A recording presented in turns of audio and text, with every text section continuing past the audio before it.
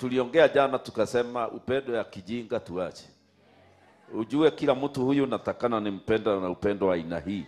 Hapana mix, tuliona ukimix utaharibu. Amen.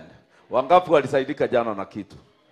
Ya, sasa naamini ya kwamba pastor unampenda na upendo wa pastor.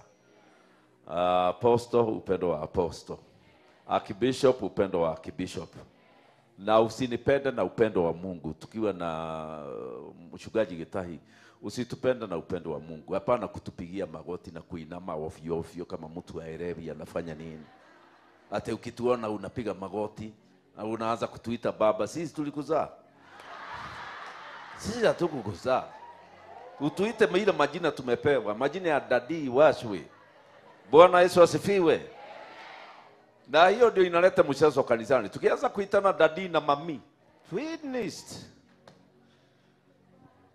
Na mimi nianza kuita my daughter. Unajua sasa nikiita hawa dada wako hapa kwa kwaya my daughter, niko na license ya kuhag. Niko na license ama sina?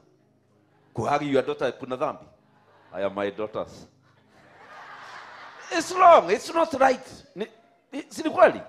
Ya, kwa hivyo hakuna daughter niko naye hapa. Daughter nimesema juu yake. Yule nimekuja naye my daughter ni huyo.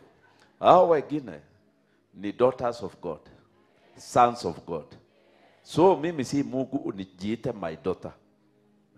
Mimi ni Archbishop Alison, mimi ni Archbishop wako.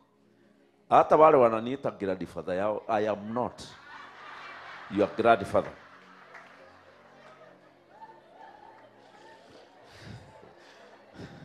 One.